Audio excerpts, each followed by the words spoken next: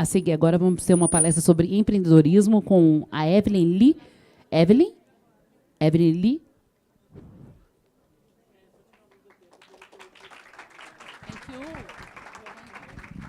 Nossa mediadora, Miriam Addor, por favor.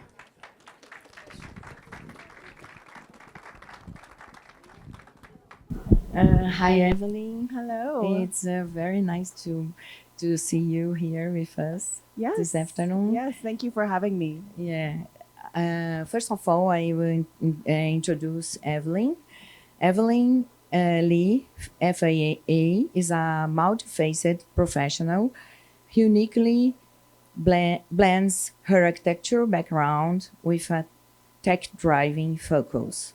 As an architect, now immersed in the tech industry, she serves as an angel investor, startup advisor, and fractional COO for SMB architecture firms, playing a pivotal role in their growth and success. Despite her career transition, Evelyn's passion for architecture remains unshaken, fueled by a deep admiration for the professionals in the field, their dedication to serving clients, and the indelible impact they imprint on communities. A sought-after speaker, Evelyn regularly shares her insights on the evolution of architecture practice, leadership, and team development, the integration of technology in practice operations, and the exploration of alternative careers. Outside of her architecture pursuits, she is a founding advisor for women defining AI, championing a more inclusive and diverse landscape in artificial intelligence. Evelyn Lee's leadership and forward-thinking approach are not just about innovation and progress. They are about guiding the architecture profession towards new, uncharted directions. Thank you, Evelyn, to be with us. It's such a pleasure to speaking with you and to having you this afternoon with us. As architects, we share not only the passion for design, but also the challenge of leading organizations that shape the future of our profession. Let me begin by asking, how do you see the role of architects evolving in the next decade? Oh, that's a big question. Is the translation working for everyone? Yes? Okay, good. Thank you for inviting me here. This is my first time to Brazil, so I'm really enjoying a lot of new experiences here. Sorry, Miriam, I'm getting lost in the question. So how do architects... Yeah, how do you see the role of architects evolving in the next decade? Well, I think all of us want architects to be more valuable, right, rather than less. And I think a lot of that is going to mean that we're going to move beyond buildings in our expertise a lot. I talk often that in order for us to build the buildings that we want to build, we have to be able to talk to the people behind the money that are funding our buildings. And we had to talk about the governments that's changing, at least in the US, all of the policies regarding our buildings. So I think you'll see architects moving into a lot more places that expand beyond building. And I think AI will open actually up a lot of opportunities for us as well. That's inspiring people behind the buildings and the cities as well. Yes. Yes. Your career has been focused on business models and technology, AI for driving innovation and growth of architecture companies. Can you tell us how this approach could transform the work of an architect? And what about the challenges and opportunities relating this approach to? Yes. So in the US, and I don't know if it's is similar here, We have firms that hire a lot when clients are building, and then unfortunately, when clients stop building, we find a lot of people without jobs in the workforce. And it's a very cyclical cycle. I ran a studio in a firm called MK Think that was specifically meant to find new products and services that architects can deliver beyond traditional practice. So what that means is we have additional revenue coming into the firm. So rather than necessarily laying people off every single time our clients aren't building, we have additional revenue to span the time when it's slow. So I've been a big advocate for different business models and expanded business models, what other services and even products, as we looked at the industrialization of the profession, can architects deliver so that we not only increase our value, but there's not this cycle of hiring and firing, and we can consistently grow.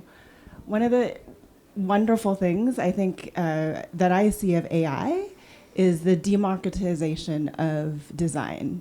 So the founder of ChatGPT, OpenAI, has been known to say that AI will produce the first one-person unicorn company.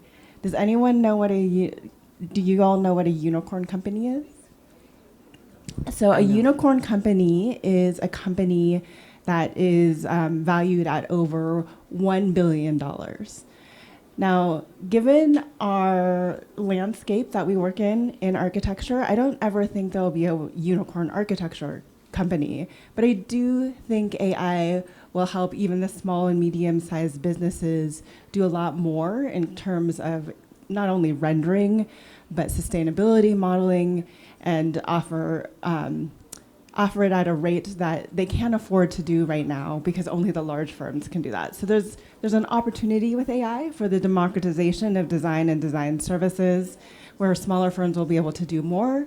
I also think that we have yet to see the new job opportunities for us in the built environment that can come from a technology like AI too. Have you ever, as an angel, see the unicorn make?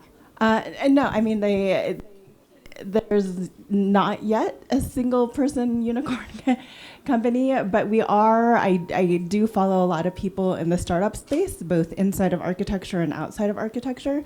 And it is amazing how how quickly some of the smaller startups are growing.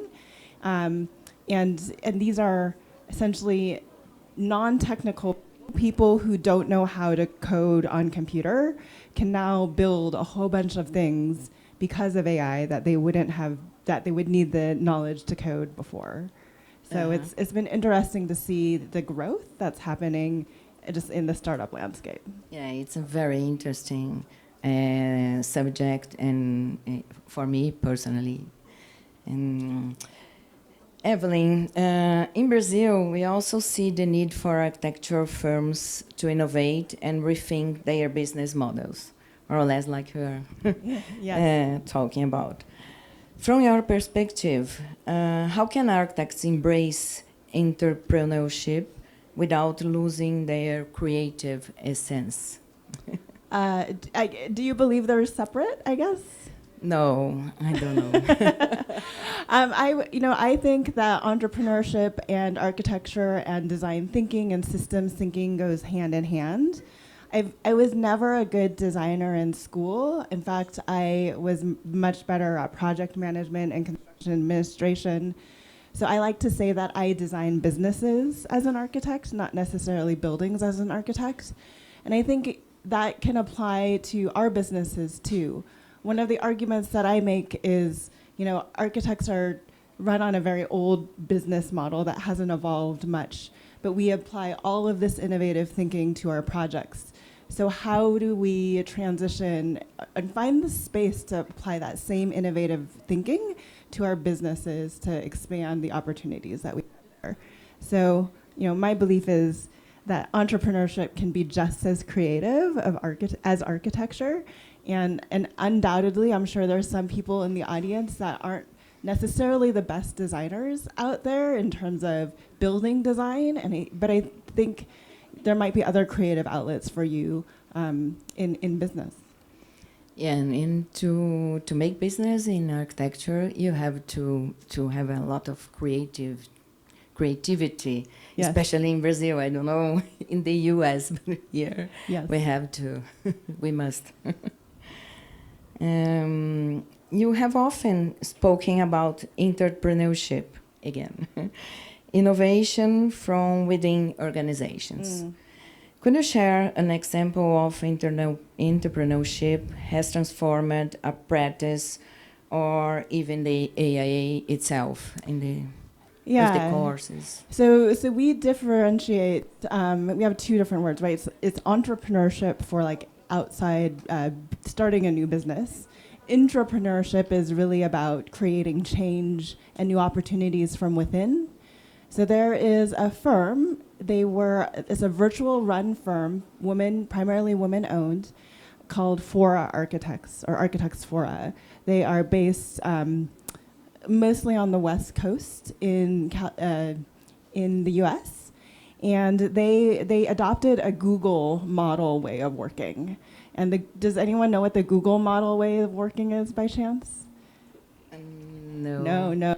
Okay, so it's kind of like a 4-day work week, but on the 5th day, they give everybody in the firm an opportunity to explore something they're really passionate about.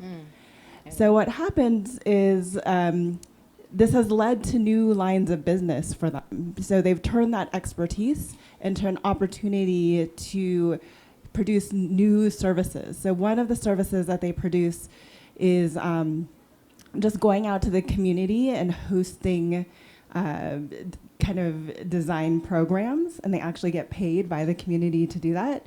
And it was all kind of born out of this 4-day work week. Think of something that you're really passionate about, and how do we turn that into a business model for us? It's very interesting you to search the site of Evelyn.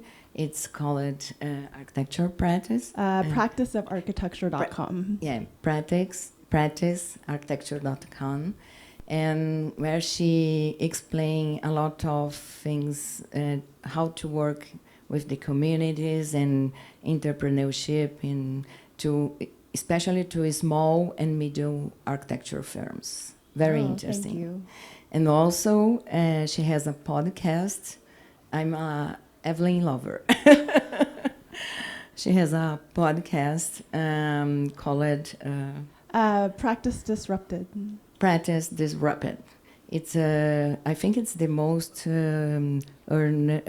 listening. We have a lot. In the world. It's I don't know in the world. Yeah, it's a lot. We are on season 12, and we have over 200 episodes, and it covers everything from different business models to architects that have pursued different careers. One of my favorite interviews was the person who art directs The Mandalorian from the Star Wars series. She has an architecture background, so architects doing other things too. Yeah, we'll talk a little afterwards. I already was president of ASBEA, a Brazilian Association of Architecture Firms, the first woman. How is for you, in such significant role leading AIA, being a woman leadership? I think many people ask it. Many people ask it. Well, I was just talking to my colleague Derek, who has followed me from here, from the AIA, and we were looking at the landscape. We're looking at the participants of this conference, and it's so much more diverse, and there's so many more women here, actually, yes, than in the US. So we were saying we need to go back and get our demographics for our conference and see how many women are in there. So thank you for all the women in the audience. Thank you for all the supporter of women in the audience too, and the students that have turned out. But I think, the other thing I talk about is being an introvert. These things are really hard for me, especially in a country where I don't speak the language. But I talk about the need for all different type of leaders, with all different type of backgrounds to come forward. And I think it's important that anyone in this room can see themselves in a leader on the stage. So that's been a pretty big deal. Yeah, sometimes it's a little bit difficult to start, but after started, Yes. many women followed me after my term at ASBEA. One of the relevant aspects of AIA Action is the offer of many distance learning activities, the courses. How has this practice been well established by AIA during your term? Yeah, I don't know if I can get credit from my term. So we have requirements for our members. Do you have requirements for your members to do continuing ed? Yeah, I am Yeah. AIA member. But for CAU? No, here no. In Brazil, not yet. Not yet. We are trying. So we like to hold our members, I think, to a higher standard than the average architect. It's nice to go out to the public and say, AA members are constantly receiving professional development. But in order to make sure that everybody has access to those courses, we have a wonderful catalog of courses that any. Okay, take yours. Hello. We have a wonderful catalog of courses. I think that anyone can take. You have to pay a fee, unfortunately.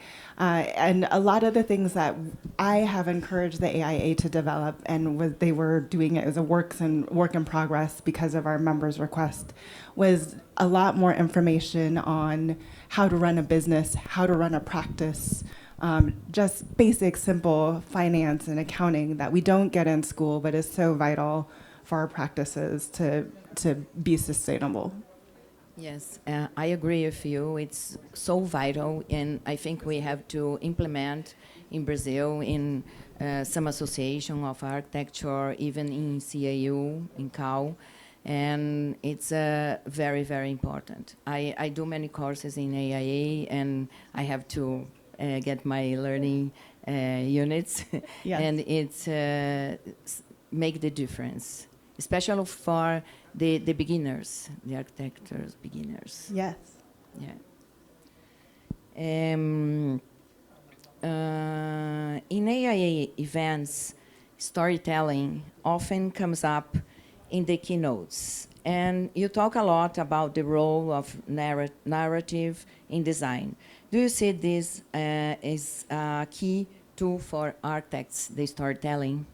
Yeah, I think architects like to think we are amazing storytellers, right? Ever since school, we're taught to present our designs to our teachers.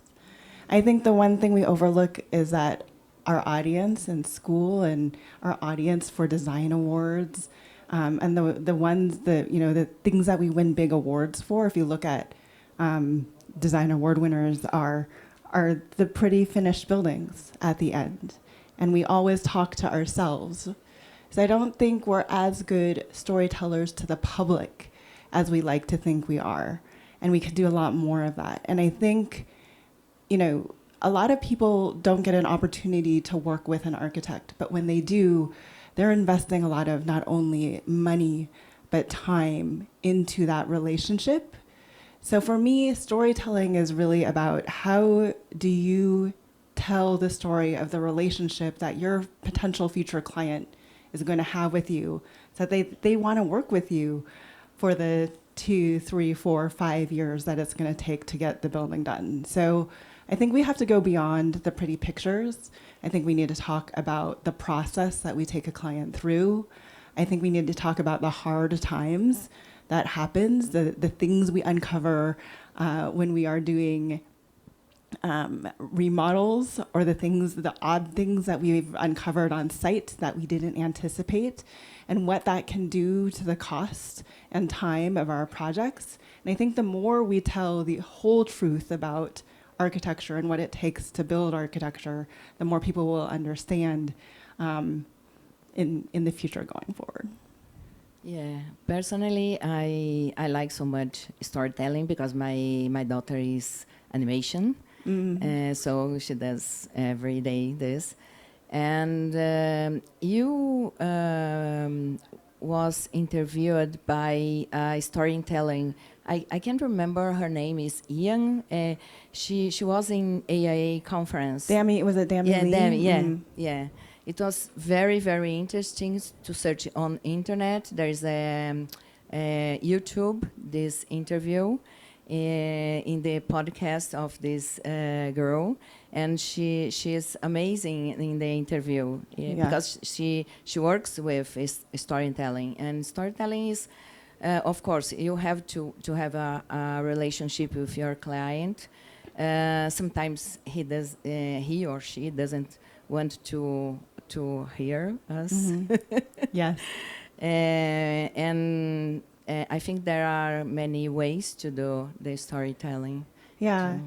I mean, the interesting thing is, so Miriam was saying, one of our keynote speakers at our conference in the AIA, similar to here, but in the US, was Dammy Lee. So it's Damie. I don't know if any of you have seen her YouTube channel. We have one person back there.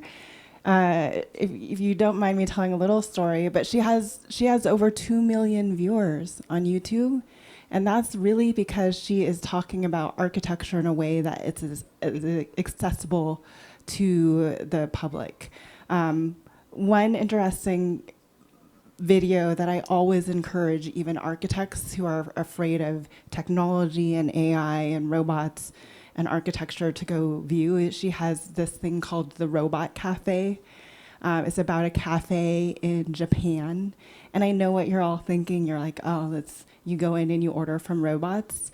The robots are all autonomously piloted by people who are in their homes who can't leave their beds. Some of them are paraplegics.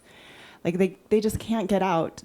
So the Robot Cafe, all the robots are piloted by these individuals who otherwise wouldn't have the opportunity to have a job, to interact with people outside of their home. And then there's architectural implications to that. So Japanese is, it's an island. They have very little space. They like to put things really close together and pack things in. But because the restaurant needs space for the robots to maneuver around, it's actually one of the most ADA or wheelchair accessible restaurants in Japan. There's kind of layers to the stories that she tells and how it unfolds. But anyways, it's a really heartwarming video that I all suggest you watch. She also does incredible videos on like the Sphere in Vegas, and if any of you seen the Dune movies, she goes into the architecture of Dune. But anyways, really great storytelling. Yeah, she is really amazing, and she has so many followers because she is really good. And she has behavior. It's easygoing. She always easygoing, speaking hard things. She adopts kind of a. She says she adopts a very quirky character that she puts on. If you meet her in real life versus her YouTube character, which is also named Dammy Lee, she's kind of different. Yeah, kind of. And finally, because we have to do our schedule, we will keep you on time here. Yeah. How can your achievement inspire new female architects to empower themselves and pursue their dreams and aspire to a leadership positions like you at the AIA? I would say, one, find a very supportive community. I've always had an incredibly supportive community within my organization with the AIA to encourage me and push me along. And those are both male and females. Never give up. I ran for this position twice. I didn't get it the first time. Kimberly Daldal got it, and it was such an honor to serve as her vice president. So, just because you don't get it the first time doesn't mean that you won't get it. It just might be a matter of timing. And, always pursue what you're most happy about. So I have pursued an alternative career, and it's given me a lot of passion. But the reason I stay engaged is because of the architects. It's because of the people behind the work. You guys are what keeps me engaged. So, yeah.